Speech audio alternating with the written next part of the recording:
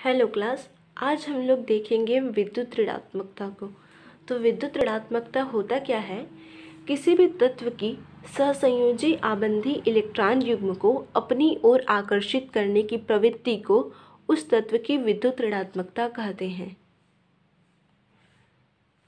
यह प्रवृत्ति मतलब जो विद्युत ऋणात्मकता होती है किसी में कम होती है और किसी में अधिक होती है। तो विद्युत ऋणात्मकता क्या होता है? जैसे कि HCl है, ठीक है। यहाँ पे H के एक परमाणु है और Cl का भी एक परमाणु है ना। तो यहाँ पे होता क्या है, हाइड्रोक्लोरिक अम्ल में क्या होता है, जो हाइड्रोजन होता है जब उसका अष्टक पूरा नहीं होता है तो क्लोरीन के साथ बंध बनाता है। जैसे कि हाइड्रोजन के पास 1 इलेक्ट्रॉन होता है, क्लोरीन के पास अंतिम कक्ष में देखें तो क्लोरीन का अंतिम कक्ष में 7 इलेक्ट्रॉन होते हैं। परमाणु क्रमांक क्लोरीन का 17 और इलेक्ट्रॉनिक विन्यास होता है 2, 8, 7। अंतिम कक्ष में 7 इलेक्ट्रॉन। तो 2, 2, 4, 2, 6 और 1, 7। इसका अंतिम कक्ष क्या है, पूरा नहीं हुआ है, और इसका भी क्या है, अंतिम कक्ष पूरा नहीं हुआ है। तो ये दोनों आपस में क्या कर लेते हैं, आपस में साझेदारी कर लेते हैं। मतलब साझेदारी कर लेते हैं और क्या बना लेते हैं, सहसंयोजी बंध बना लेते हैं। ये दोनों आपस में साझेदारी कर लेते हैं और आपस में क्या बना लेते हैं, सहसंयोजी बंध। सहसंयोजी बंध को इस तीर के निशान से हम लोग प्रदर्शित करते हैं। इसका मतलब यहाँ पे क्या बना है, आपका ऐसा बना है, ठीक है। तो ये हो गया आपका सहसंयोजी बंध या फिर साझे के इलेक्ट्रॉन युग्म। तो किसी भी तत्व की साझे के इलेक्ट्रॉन को अपनी ओर आकर्षित करने की क्षमता को हम लोग क्या कहते हैं, विद्युत ऋणात्मकता। यहाँ पे 2 इलेक्ट्रॉन के मिलने से ये बंध बना है। तो इस बंध को आकर्षित करने की क्षमता किस तत्व की अधिक है, हाइड्रोजन की अधिक है कि क्लोरीन की अधिक है? इसी जो बंध को आकर्षित करने की क्षमता जिसकी अधिक होगी उसे हम कहेंगे अधिक विद्युत ऋणी, ठीक है। इस साझे के इलेक्ट्रॉन युग्म को आकर्षित करने की क्षमता अगर क्लोरीन की अधिक है तो ये अधिक विद्युत ऋणी कहलाएगा, और क्लोरीन की अगर अधिक है तो यहाँ पे पार्शली नेगेटिव चार्ज है, और चूंकि इलेक्ट्रॉन को हल्का से अपनी ओर आकर्षित खींचेगा, मतलब ये है। अब जो इलेक्ट्रॉन युग्म है, साझे का इलेक्ट्रॉन युग्म हल्के से क्लोरीन की तरफ चले जाएगा, क्योंकि इसको आकर्षित करने की क्षमता क्लोरीन की क्या है, अधिक है। तो इसके कारण यहाँ पे पार्शली नेगेटिव चार्ज और इसके लिए यहाँ पे पार्शली पॉजिटिव चार्ज आ जाता है, ठीक है। तो इसी तरह से साझे के इलेक्ट्रॉन युग्म को अपनी ओर आकर्षित करने की क्षमता, उसे क्या कहते हैं, विद्युत ऋणात्मकता कहते हैं। जैसे कि अगर इस साझे के इलेक्ट्रॉन युग्म को आकर्षित करने की क्षमता हाइड्रोजन की अधिक होती तो यहाँ पे साझे का इलेक्ट्रॉन युग्म हल्के से हाइड्रोजन की तरफ चला जाता है, इधर की तरफ, और जो खींचता है, जो अपनी ओर आकर्षित करता है, उसमें माइनस चार्ज आता है, इसमें माइनस चार्ज आ जाता है और इसमें प्लस चार्ज।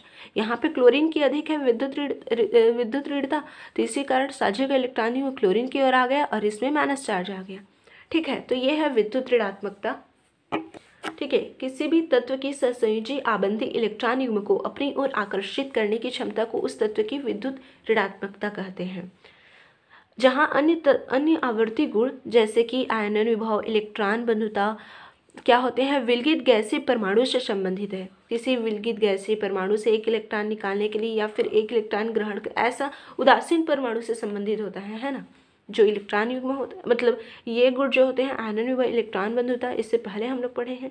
लेकिन जो विद्युत ऋणात्मकता होती है वह तत्व द्वारा सहसंयोजी बंध बनाने से संबंधित है।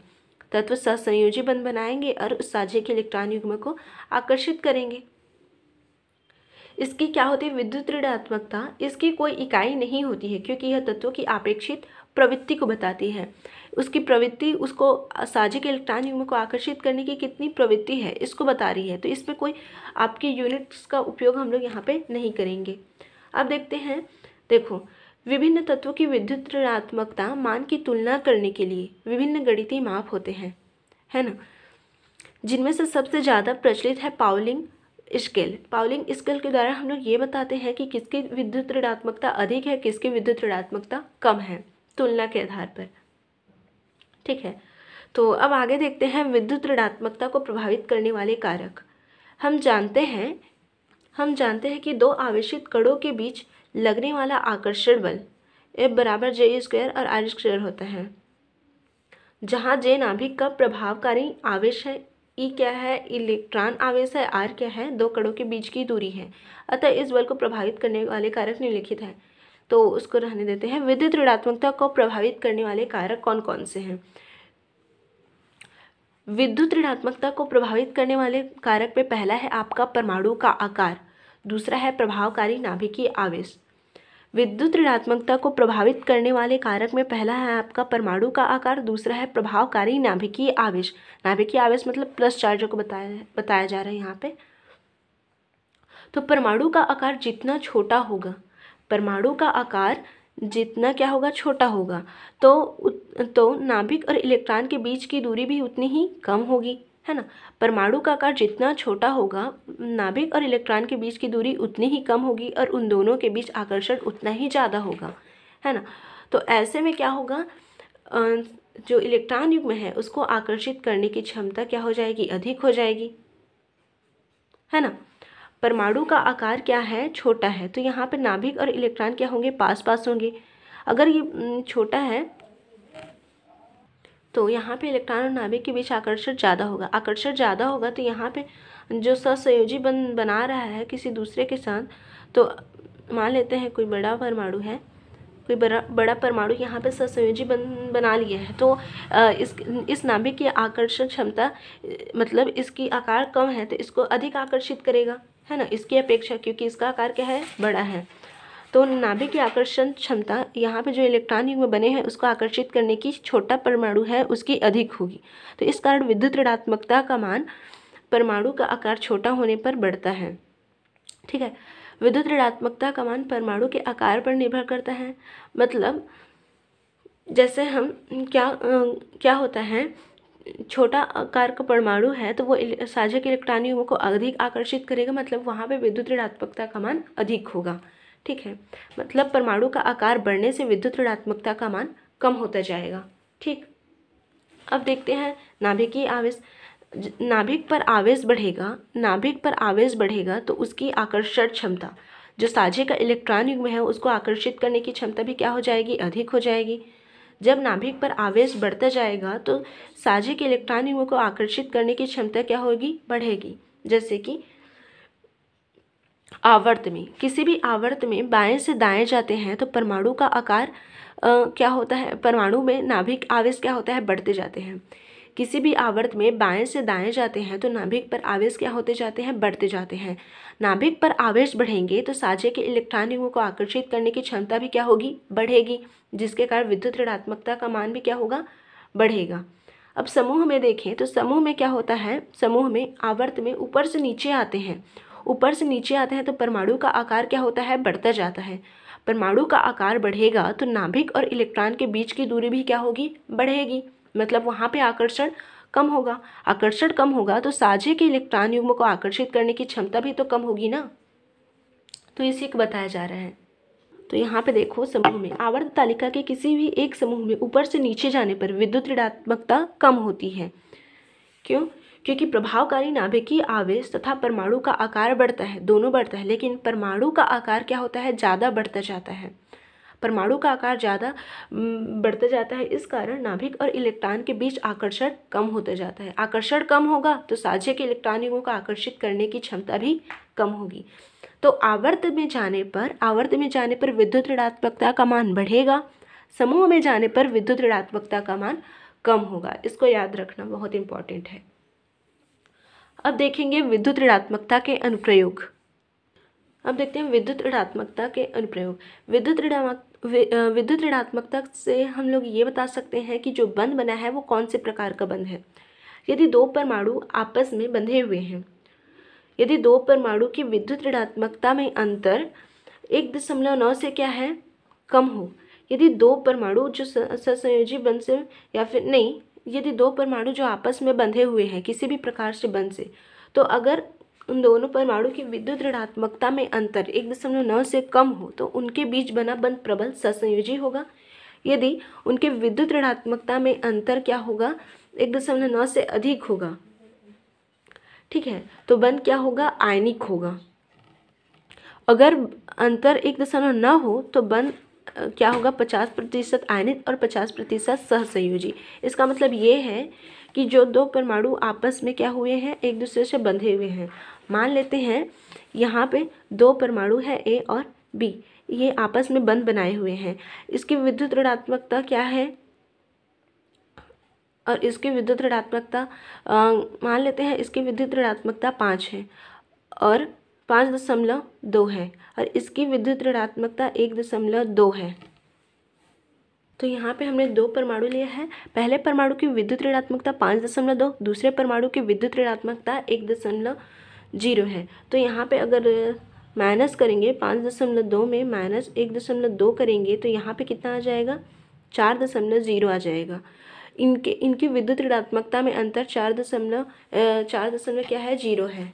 तो यहाँ पे इन दोनों की विद्युत ऋणात्मकता में अंतर 1.9 से क्या है, ज़्यादा है। 1.9 से ज़्यादा है तो यहाँ पे जो बंध बना है वो क्या होगा, आयनिक होगा।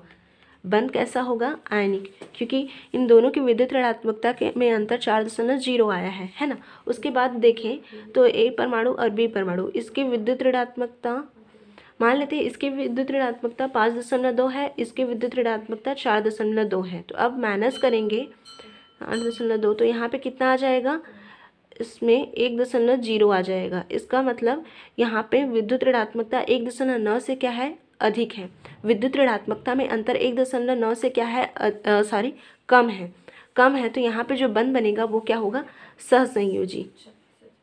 ठीक, तो इसी तरह से हम लोग बता सकते हैं कि अगर उनकी विद्युत ऋणात्मकता में अंतर 1.9 से अधिक है तो बंध आयनिक होगा, और उनकी विद्युत ऋणात्मकता में अंतर 1.9 से कम है तो बंध कैसा होगा, सहसंयोजी होगा। धात्विक तथा अधात्विक गुण। विद्युत ऋणात्मकता के अनुप्रयोग में पहला है बंध का स्वभाव। विद्युत ऋणात्मकता के अनुप्रयोग में पहला है बंध का स्वभाव। बंध को बता सकते हैं कि जो बंध बना है वो कौन सा होगा। और दूसरा अनुप्रयोग है धात्विक तथा अधात्विक गुण। विद्युत ऋणात्मकता को देखकर हम लोग ये बता सकते हैं कि कौन सा तत्व धातु है और कौन सा तत्व अधातु है। देखो, धातु क्या होते हैं जो इलेक्ट्रॉन देने की क्षमता रखते हैं। अधातु क्या होते हैं, जो इलेक्ट्रॉन लेने की क्षमता रखते हैं, है ना। तो अगर किसी तत्व की तो इस आधार पर हम लोग ये बता सकते हैं धातु वे हैं जिनकी विद्युत ऋणात्मकता कम होगी। धातु वे हैं जिनकी विद्युत ऋणात्मकता क्या होगी, कम होगी, क्योंकि विद्युत ऋणात्मकता साझे के इलेक्ट्रॉन को अपनी ओर आकर्षित करने की क्षमता होती है। विद्युत ऋणात्मकता क्या होती है, विद्युत ऋणात्मकता यहाँ पे साझे के इलेक्ट्रॉन युग्म को अपनी ओर आकर्षित करने की क्षमता। तो धातु में क्या होगी, ये क्षमता कम होगी। धातु में ये क्षमता, इस इलेक्ट्रॉन युग्म को आकर्षित करने की क्षमता कम होगी, है ना। क्यों कम होगी, क्योंकि धातु में देने की क्षमता होती है। धातु इलेक्ट्रॉन को देने की क्षमता रखते हैं, ना कि लेने की। तो इस कारण धातु में इलेक्ट्रॉन बंधुता का मान क्या होगा, कम होगा। धातु में इलेक्ट्रॉन बंधुता का मान कम होगा। इसके विपरीत अगर अधातु की बात करें, अधातु क्या करने की क्षमता रखता है, ग्रहण करने की क्षमता रखते हैं। अधातु वे होते हैं जो इलेक्ट्रॉन को ग्रहण करने की क्षमता रखते हैं। तो अधातु में सहसंयोजी जो इलेक्ट्रॉन युग्म है उसको आकर्षित करने की क्षमता अधिक होगी, ग्रहण करने की क्षमता अधिक होगी। इस कारण अधातु में विद्युत ऋणात्मकता का मान अधिक होगा। ठीक है, धातु में विद्युत ऋणात्मकता का मान कम होता है क्योंकि धातु देने की क्षमता रखते हैं। इस कारण सहसंयोजी इलेक्ट्रॉन युग्म को आकर्षित करने की क्षमता उनकी कम होती है। मतलब विद्युत ऋणात्मकता का मान धातु में कम होता है, लेकिन अधातु में विद्युत ऋणात्मकता का मान अधिक होता है, क्योंकि अधातु का स्वभाव होता है इलेक्ट्रॉन को ग्रहण करना, और यहाँ पर भी ये इलेक्ट्रॉन को ग्रहण करने की क्षमता अधातु की अधिक होगी। इस कारण विद्युत ऋणात्मकता का मान अधातु का अधिक होगा। ठीक है, तो यहाँ पे विद्युत ऋणात्मकता को देखकर हम लोग ये बता सकते हैं कि कौन सा तत्व धातु होगा, कौन सा तत्व अधातु होगा। अगर किसी तत्व की विद्युत ऋणात्मकता का मान कम है तो वो क्या हो जाएगा, धातु हो जाएगा, और विद्युत ऋणात्मकता का मान अधिक है तो वो अधातु हो जाएगा। अब देखते हैं संयोजकता। किसी तत्व की हाइड्रोजन अथवा हैलोजन के साथ संयोजन कर सकने की क्षमता उस तत्व की संयोजकता कहलाती है। किसी भी तत्व की हाइड्रोजन अथवा हैलोजन मतलब ग्रुप 17 के तत्व हैं, मतलब फ्लोरीन, क्लोरीन, ब्रोमीन, आयोडीन, ये सभी आपके हैलोजन तत्व कहलाते हैं। तो किसी तत्व की हाइड्रोजन से या फिर हैलोजन के साथ संयोग करने की क्षमता उसकी क्या कहलाती है? संयोजकता कहलाती है। यदि तत्व ऑक्सीजन से संयोग करता है तो उस तत्व के दो परमाणुओं की ऑक्सीजन से संयोग करने की क्षमता उसकी संयोजकता होगी। मतलब इसको उदाहरण से हम लोग समझते हैं, फिर आप लोग का अच्छे से समझ में आ जाएगा। अब यहाँ पे देखो, इस उदाहरण से हम लोग संयोजकता को अच्छे से समझेंगे। द्वितीय आवर्त के तत्व की संयोजकता में भिन्नता। द्वितीय आवर्त का तत्व है आपका lithium, beryllium, boron, carbon, nitrogen, oxygen, fluorine, neon. तो लिथियम की संयोजकता कितनी होती है? 1 होती है। लिथियम की संयोजकता कितनी होती है? 1। क्यों होती है? क्योंकि लिथियम जो होता है 1 हाइड्रोजन से क्रिया करता है। लिथियम कितने हाइड्रोजन से? 1। लिथियम के बाह्यतम कक्ष में कितने इलेक्ट्रॉन होता है? सोचिए ज़रा। लिथियम का परमाणु क्रमांक होता है 3। लिथियम का परमाणु क्रमांक कितना होता है? 3। ये लिखा है आपका लिथियम हाइड्राइड, है ना, इतना लिखा है। और क्या बताया गया है? संयोजकता कितनी होती है लिथियम की? 1 होती है। क्यों होती है? क्योंकि लिथियम का इलेक्ट्रॉनिक विन्यास 3 होता है, परमाणु क्रमांक 3 होता है, इलेक्ट्रॉनिक विन्यास 2 और 1 होता है। 1 है और यह 1 हाइड्रोजन से क्रिया करता है। हाइड्रोजन का परमाणु क्रमांक 1, इलेक्ट्रॉनिक विन्यास 1 हो जाएगा आपका। तो 1 हाइड्रोजन से ये क्या करेगा? क्रिया करेगा, है ना। हाइड्रोजन के पास भी 1 इलेक्ट्रॉन है और लिथियम के बाह्यतम कक्ष में भी 1 इलेक्ट्रॉन है। तो 1 हाइड्रोजन से क्रिया करेगा और इस प्रकार से ये 1 इलेक्ट्रॉन से, हाइड्रोजन के 1 इलेक्ट्रॉन से यहाँ पे क्रिया करेगा और क्या बनाएगा? लिथियम हाइड्राइड बनाएगा। तो यहाँ पे 1 इलेक्ट्रॉन से क्रिया कर रहा है तो लिथियम की संयोजकता हो गई 1। उसी तरह से BeH2 देखते हैं। यहाँ पे बेरिलियम का देखते हैं। बेरिलियम का परमाणु क्रमांक होता है 4। यहाँ पे बेरिलियम की संयोजकता कितनी रखी गई है? बुक में दिया है आपका बेरिलियम की संयोजकता 2 दिया गया है ना। तो क्यों दिया गया है उसको देखते हैं। बेरिलियम का परमाणु क्रमांक होता है 2 और 2। कितना? परमाणु क्रमांक 4, इलेक्ट्रॉनिक विन्यास 2 और 2। उसी तरह से हाइड्रोजन, कितना हाइड्रोजन दिया है यहाँ पे? 2 हाइड्रोजन का परमाणु क्रमांक होता है 1। हाइड्रोजन का परमाणु क्रमांक 1, इलेक्ट्रॉनिक विन्यास देखेंगे तो आ जाएगा आपका 1। तो यहाँ पे बेरिलियम के 2 इलेक्ट्रॉन हाइड्रोजन के 2 इलेक्ट्रॉन से क्रिया करते हैं। बेरिलियम के 2 इलेक्ट्रॉन हाइड्रोजन के 1 इलेक्ट्रॉन से क्रिया करते हैं। यहाँ पे 2 इलेक्ट्रॉन की साझेदारी हो रही है। कितने इलेक्ट्रॉन की? 2 इलेक्ट्रॉन की। तो बेरिलियम की संयोजकता हो गई 2।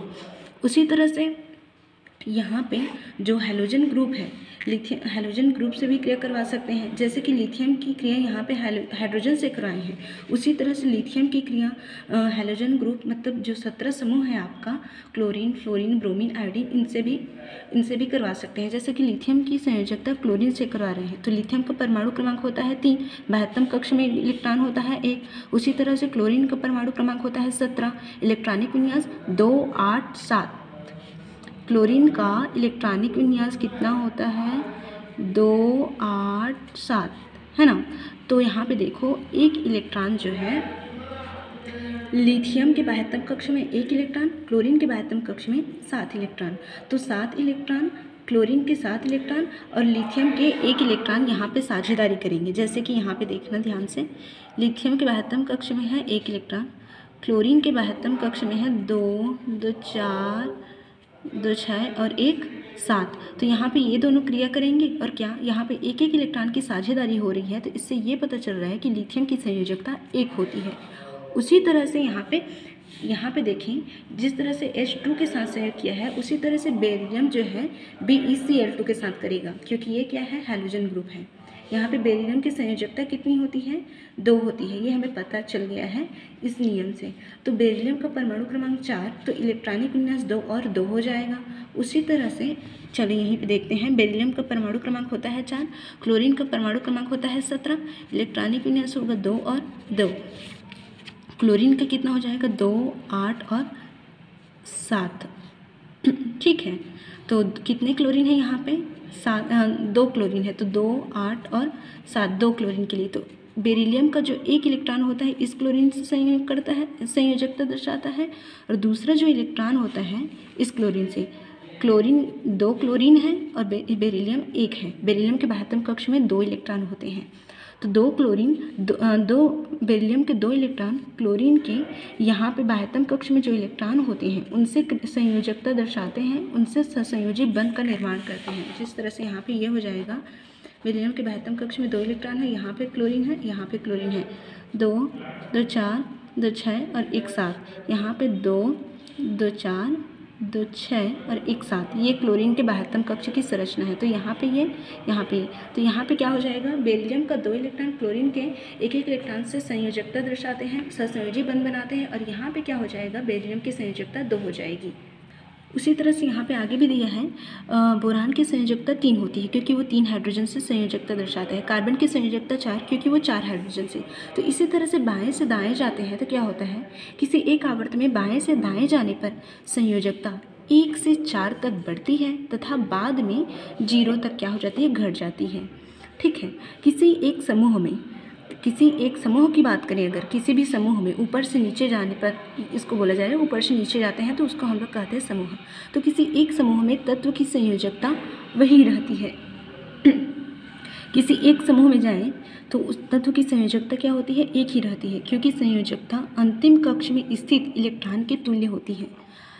संयोजकता किस पर निर्भर कर रही है, आपका जो परमाणु है, मतलब आपका जो तत्व है, ठीक है, जैसे कि कोई भी तत्व है उसके अंतिम कक्ष में कितने इलेक्ट्रॉन हैं, उस पर क्या निर्भर करती है, आपकी संयोजकता। जैसे कि मैं पहले समूह के बारे में बता देती हूँ। यहाँ पे पहला समूह है आपका